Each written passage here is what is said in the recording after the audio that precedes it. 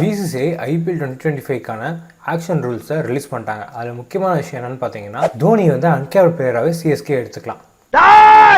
என் தலைவன் சிங்க வந்துட்டான்டா, இவனை மட்டும் கார்கிலுக்கு ஒண்டி அனுப்புனா போகும்டா, பனிமலை எரிமலையா மாறும்டா.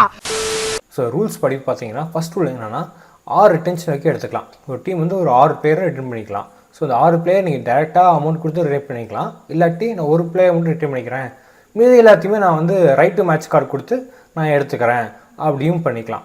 ஆனால் இந்த ரூலில் ஒரு செக் வச்சுருக்காங்க.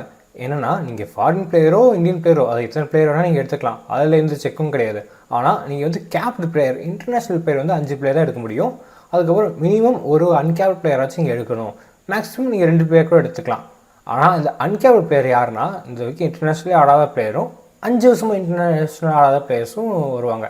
ஸோ அந்த 5 வருஷமாக இன்டர்நேஷ்னலே ஆடாத பிளேயர் யாருன்னு பார்த்தீங்கன்னா தோனி தான். ஸோ அவருக்கு கூட இந்த ரூல் அப்ளிகபிள் ஆகும். ஸோ 5 வருஷம் ஆடல, ஆனால் அது ஓவர்சீஸ் பிளேயர். ஸோ ஓவர்சீஸ் பிளேயருக்கு இந்த ரூல் அப்ளை ஆகாது. ஸோ தோனிக்கு தான் லக்கு. ஸோ அடுத்த ரூல் என்ன பார்த்தீங்கன்னா, இந்த ஃபாரின் பிளேயருக்கு வச்சு செக்கு. ஸோ நீங்கள் சும்மா வந்து ஆக்ஷனில் பேரை கொடுத்துட்டு நீங்கள் போயிடுவீங்க. அதனால் அதெல்லாம் பண்ண முடியாது. இந்த வாட்டி இந்த தடவை ஆக்ஷன்ஸ் பேர் கொடுத்துட்டு உங்கள் டீமில் எடுத்துட்டாங்கன்னா நீங்கள் உள்ள விளையாண்டே ஆகணும். இன்கேஸ் நீங்கள் கமின்ஸ் மாதிரியோ இல்லை ஸ்டார்க் மாதிரியோ அந்த பேரை கொடுத்து நீங்கள் ஆக்ஷன் செலக்ட் ஆனதுக்கப்புறம் இல்லை நான் வரல ஊருக்கு போகிறேன் அப்படின்னீங்கன்னா அடுத்த 2 வருஷம் உங்களால் IPL ஆடவே முடியாது. இதெல்லாம் ஒரு காரணம்.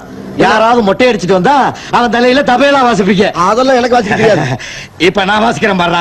இந்த மாதிரி. ஸோ அது மட்டும் இல்லாமல் நீங்கள் வந்து அடுத்த இயர் IPL ஆடணும். இந்த இயரே நீங்கள் வந்து உங்கள் பேரை கொடுத்து வைக்கணும். ஸோ வந்து சம ஜோசப் மாதிரி புது பேர் நீங்கள் புதுசாக எமென்ஸ் ஆனாலுமே உடனே உங்களால் IPL வர முடியாது. இந்த வருஷம் IPLக்கு நீங்கள் ரிஜிஸ்டர் பண்ணால் தான் அடுத்த வருஷத்துக்கான IPL ஆக்ஷனே உங்களால் வர முடியும். ஒரு இன்சென்டிவ் ஒன்று கொடுத்துருக்காங்க. ஏன்னா நீங்கள் ஒரு மேட்ச் விளையாண்டது 7.5 lakhs. ஆக்ஷனில் எவ்வளோ அமௌண்ட் வாங்குறீங்கன்னு கணக்கு இல்லை. நீங்கள் ஒரு மேட்ச் விளையாண்டிங்கன்னா 7.5 lakhs உங்களுக்கு வந்து போனஸாக ஒரு அமௌண்ட் வந்துடும். நீங்கள் 14 மேட்ச் ஆனீங்கன்னா உங்களுக்கு வருஷம் 1 கோடி பேங்க் வந்துடும்.